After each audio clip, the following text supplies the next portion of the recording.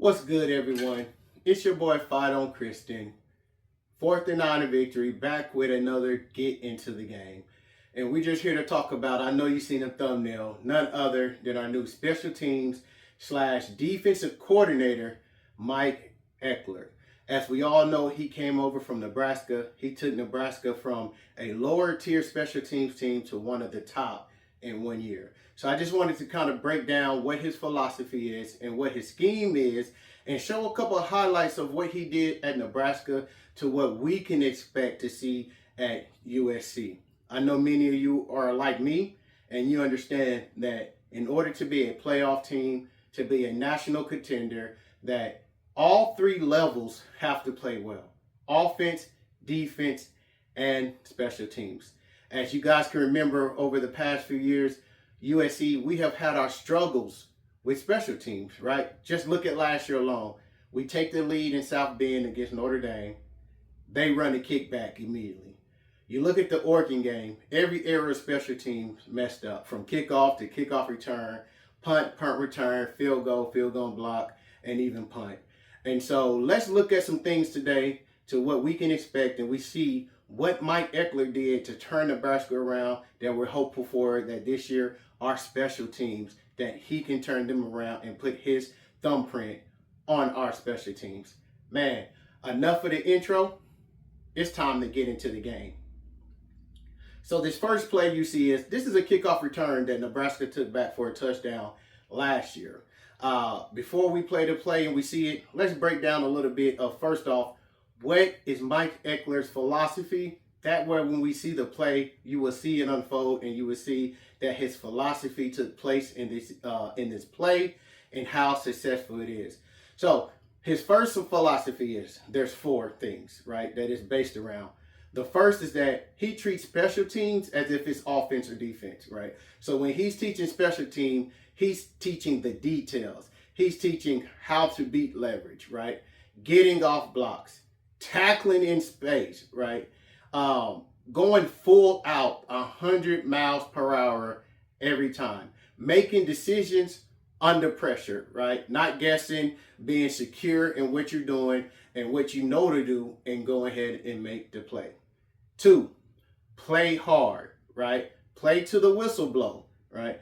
Play clean, but also play technique in what's being taught to you, right? If I'm taking on a blocker and the person's trying to go outside, hey, inside block, push them in, right? How to get off those blocks. Stand in your lane on punt, right? If you were on field goal and there's a threat to inside of you, blocking down, right, to make that outside go, since outside guy go, since he has the longest path to go.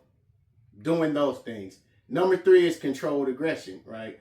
Eckler has been stated with saying the only mistake and the only thing that he can live with is that if you make a mistake and you're going 100 miles per hour. If you're going to be wrong going 100 miles per hour, right? So be aggressive, but control aggression. Play with your technique, play with your leverage, play with the things that you've been taught. 4 is one-shot execution. They asked Eckler, why does he love special teams so much? His comment was that, hey, on offense, if you have a negative play, you can come back the next play and you can fix it. Defense, you have a negative play, you can come back on defense the next play and fix it. But with special teams, you have one shot at execution. And so he's teaching the details because you have that one shot. And he's putting in the player's mind that you don't get a second chance at this, right? You're on kickoff and you don't stay in your lane, hey, that's 6 going the other way.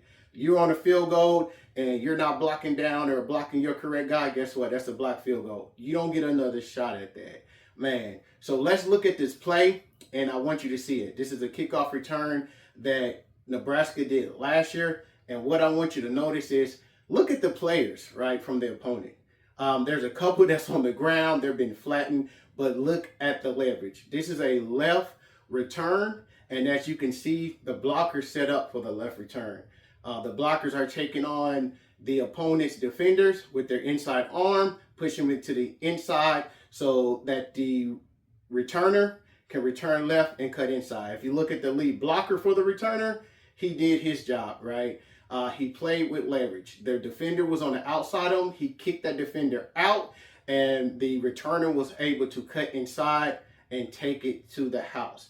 When a kickoff return is blocked to perfection and everyone is pancaking people and playing with leverage and playing with discipline for the return, it's up to the kickoff returner to make that move. And at USC, whoever we have back out there at kickoff return will be able to make the kicker miss, hit that hole, and go. And so this is something great. This is something that we've seen from Eckler over and over again, not just in Nebraska, but at his prior schools. He's been able to turn special teams around and do it rather quickly, and that's because of his philosophy.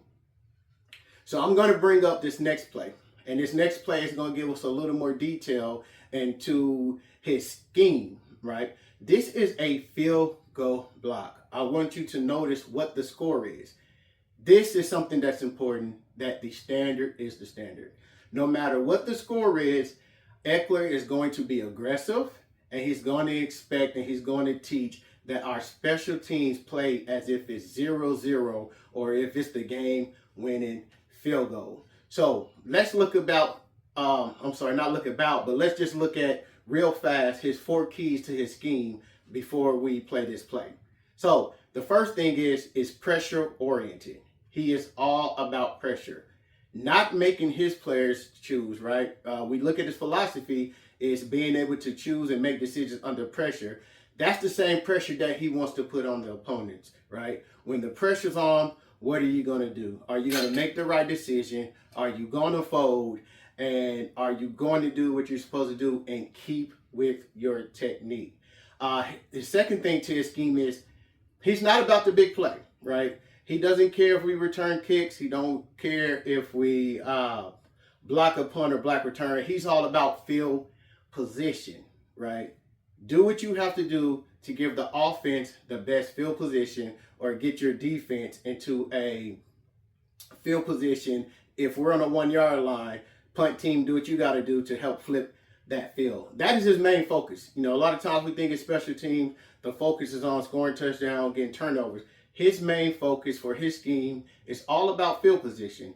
It's getting us in favorable field position. Number 3, it's space and leverage.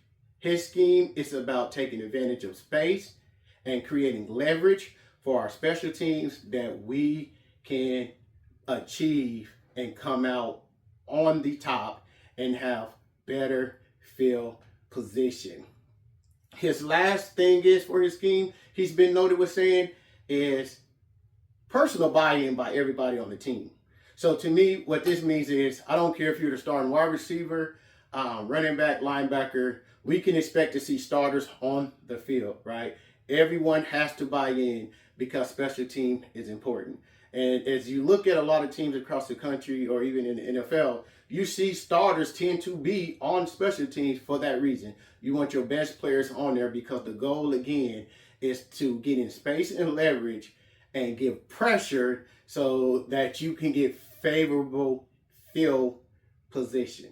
All right, so this is a field goal block. I'm going to show you this. What I want you to see is the pressure that he puts on that 0 gap right in between the long snapper and their next offensive lineman. As you can see, we have 3 defenders. Well, not us, Nebraska. He put 3 defenders in that 1 gap that make them choose. So the long snapper, there's always going to be a delay because they have to snap the ball, then they have to block. So what he did is he lined up 3 defenders in that gap. And so now we have a 3-on-2, which means that there is one person who's going to be able to come free. Because by the time that long snapper snaps the ball and be able to move to the right, that gap is being shot. That offensive lineman, he's seeing 3 people in that gap, he got to choose someone. And as on field goal, what happens is that you're supposed to take the inside guy because that's the threat and let the outside guy come.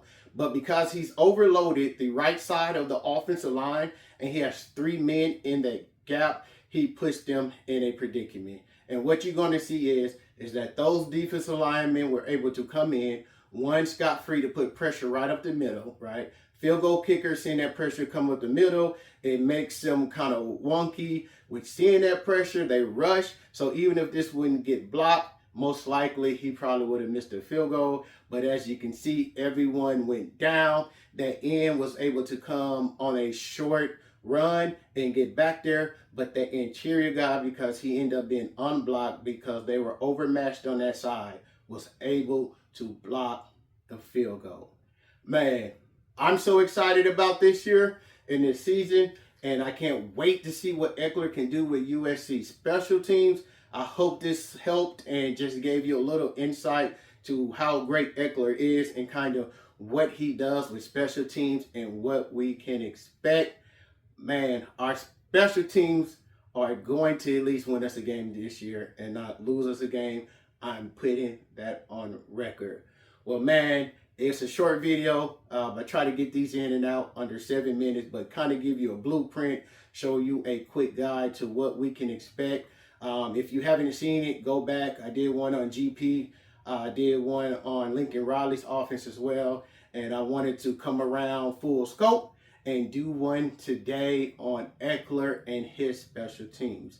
Man, I do want to say thank you to all you guys for all the love and support, to 4th and 9, to Victory YouTube channel podcast. We definitely appreciate it. Continue to like, subscribe, and comment to keep these videos and our videos going in the algorithm. And we'll continue to put more out like this. I also want to give a special shout out to my boy Blackie Chain over at Light the Torch podcast. I'm wearing his medallion.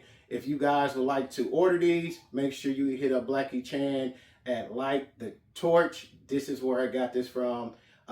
He has the victory signs. I know he's currently working on some for this season that actually spin, but reach out, hit up Blackie Chan at Light the Torch podcast to get yours.